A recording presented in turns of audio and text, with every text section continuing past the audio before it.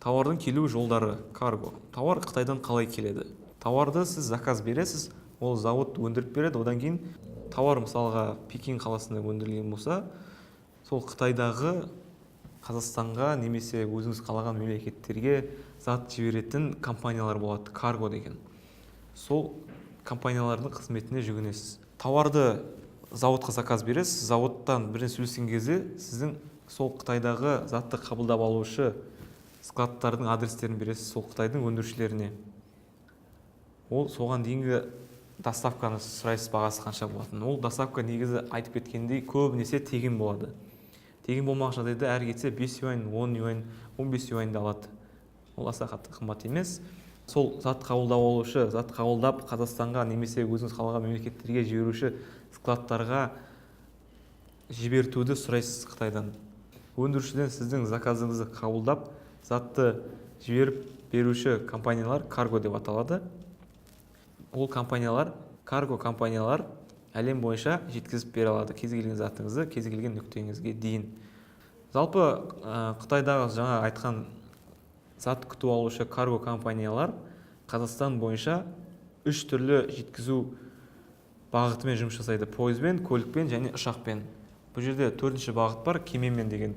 Бірақ Қазақстан нарығы, Қазақстан мемлекеті ешқандай мұхитпен шектеспегендіктен кемемен жеткізіп беру жүйесі бізде қолданылмайды. Бізде негізінен осы пойыз, көлік, ұшақ қолданылады.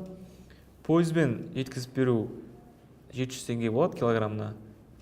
Бұл ең арзан, бірақтан 24-28 күнде ұзақ уақыт алады. Көлікпен жеткізу 900 теңге болады килограммына. Бұл 10-15 күнде уақыт алады.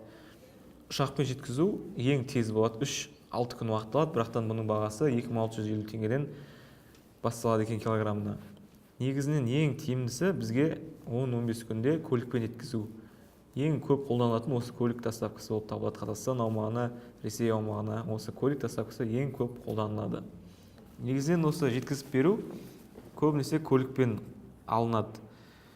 Көлікпен алдырту әрі тез, әрі арзандау болып келеді. Одан кейін бұл жерге қоса кететін жайт, заттар килограммен де алына береді. Егер де ауыр заттар болатын болса, онда оны куппен есептеп береді. Куппен есептеу сізге өте тиімдірек болады. Жаңағыдай құрылыс заттары, металл заттар, станоктар, үлкен-үлкен құрылғылар болатын болса, оны куппен есептейді. Куппен есептеудің бағасы 180 мен 320 доллардың арасында болады. Әр куб затқа 320 долларға дейін есептеп береді бұл карголар. Бұл деген сөз сізге тиімдірек болу үшін осындай арзандатылған түрі деп айтсақ та болады. Жеткізу дәл осылайша жүргізіледі. Заттар зауыттан шығады, зауыттан осы карго компанияларға барады, жеткізіп беруші.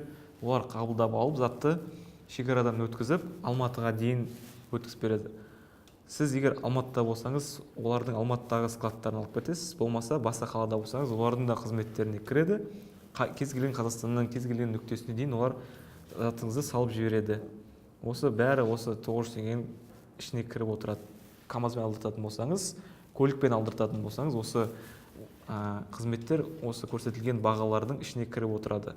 Тексерілген өте жақсы әрі тез, әрі ұқыпты жұмыс істейтін осы зат жеткізіп беруші карго компаниялардың телефон нөмірлерін және басқа да ақпараттарын мен осы видеоның астына сіздерге тегін қалдырып кететін боламын.